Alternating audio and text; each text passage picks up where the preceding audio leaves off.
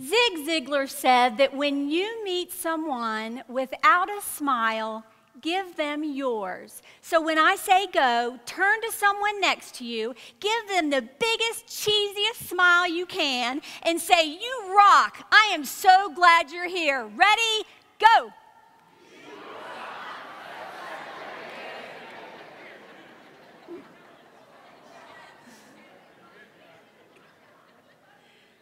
Smiling is one way that we can show our enthusiasm. And you know what? It's free. How many of you work with different clients that you would love to get them to elevate their level of enthusiasm in their practice? The Greek root word for enthusiasm is spirit within. Now, that doesn't mean cheerleading rah-rah all the time, because there can be that quiet spirit within. And several years ago, I joined a business women's group. And it was really cool because there were all these successful women in there of all different industries. And so every week I would challenge myself to sit next to someone new. And one day I met this woman who was so polished in her dressing. I would love to see what you had to say about her. And she was very articulate in her communication. And when she spoke, you wanted to listen. And then when I found out that she was a CPA, I internally jumped for joy. You see, I'm math challenged. I took it twice at Chapel Hill. Still didn't do very well. And so when I realized she was a CPA and a partner in her firm, I thought, whoa, this is going to be awesome. She can help me guide my speaking and consulting business. She can provide that financial foundation and guidance that I lacked. So we got to know each other, and several years later, they ended up moving to a neighborhood close to ours and joining the same church. Her name is Bridget, and her husband joined the praise band, and my husband was in the praise band. So our relationship took these different twists and turns. Her son became friends with my son. So one night we're at church, and she's across the room from me, and she goes, "Did you hear?" She's like, "Did you hear?" I'm like, "Let's talk after the meeting." So after the meeting, we went outside, and we went to this little brick patio. We walked over, had a seat, and this is what she said. She said, "The doctors told me I have ALS, and I need you to pray that they're wrong." So immediately, I got a lump in my throat because my uncle had died of ALS a few years before. And I also knew that I couldn't pray for that. I could pray for strength and wisdom and courage, but it was going to be hard to pray for a wrong diagnosis.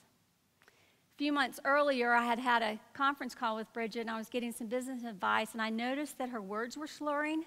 Now, if you're a tax and a CPA attorney, that's a stressful gig. So I thought, well, maybe she's had a cocktail. You know, it's a stressful job. And then I thought, no, this is Bridget we're talking about. So for the next 3.5 years, I watched my friend lose her ability to speak, lose her ability to swallow, lose her ability to use her hands and to walk. But you know what she didn't lose? Her enthusiasm. And when she figured out that the Catfish Hunter chapter in Greensboro, North Carolina wasn't raising enough money during their annual walks, she said, "I'm going to get busy. I've got all these corporate businesses that I'm involved with. They need to become sponsors." So she developed a walk team. In her very first year participating in the Greensboro Walk, her team had the largest number of people and the highest money raised. Her second year in the walk, because of her enthusiasm, her team morphed into 4 other teams. So even though she had this diagnosis, she made some phenomenal things happen. But my favorite thing Bridget did is that she gave herself permission to take spring break off the very year of her diagnosis for the very first time in her career. You see, spring break was always during tax season. So it took a terminal diagnosis for my friend to give herself permission to take a time out. So enthusiasm comes in many forms, and that's your first stepping stone to success. The second stepping stone to success is excellence. How many of us want our clients to achieve excellence in their practice? But by a show of hands, how many of you work with dentists who strive for perfection every day? Raise them high. Absolutely. So several years ago, it was actually 2002, I was working for my father in his periodontal practice. Now, I was famous for going in his office and reorganizing his stacks because his desk was a mess and I hated it.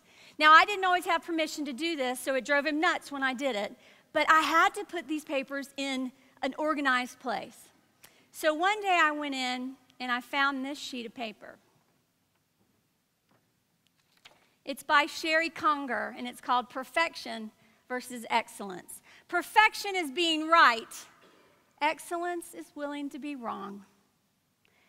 Perfection is fear. Excellence is taking a risk. Perfection is anger and frustration. Excellence is powerful. Perfection is control. Excellence is spontaneous. Perfection is judgment. Excellence is accepting. Perfection is taking. Excellence is giving. Perfection is doubt. Excellence is confidence. Perfection is pressure. Excellence is natural. Perfection is the destination. Excellence is the journey. That's your second stepping stone to success, is excellence.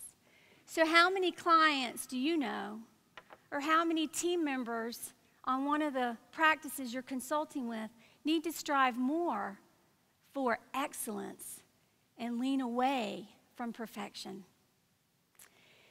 Now, several years ago, I was working for my father's dental practice 4 days a week, and then I would wait tables 2 nights a week.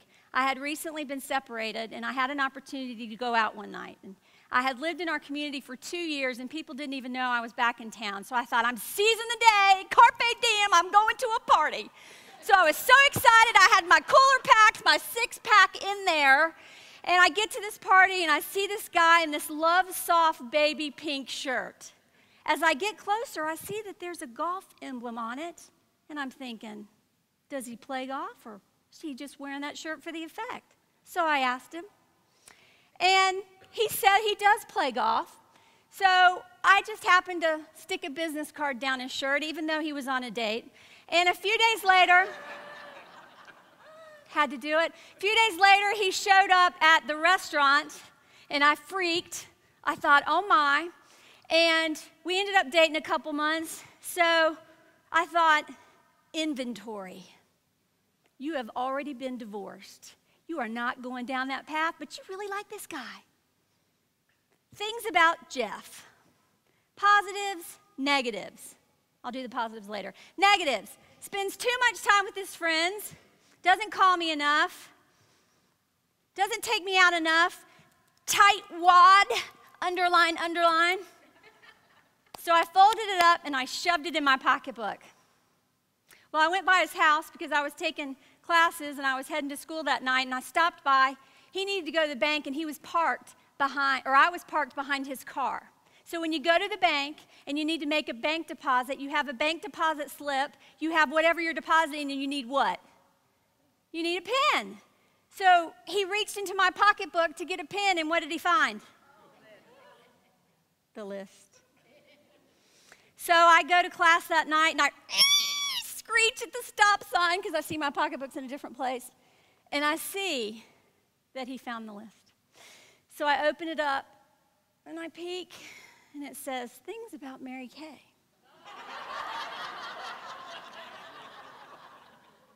Positives, negatives. Positives, loving, kind, great mother, great cook, athletic, sincere. Now I want to puke, right? Then it says negatives. Tends to overestimate Jeff. So my point is that we need to focus on more blessings in our life than the things that aren't working out. We can help our clients do that by focusing on the things that are going well. So is your stepping stone going to be enthusiasm? Will it be excellence, or will it be blessings? The choice is yours. Gandhi said, be the change you want to see in the world. I challenge you to let your stepping stone be the change you want to see in your world or for your clients. Thank you.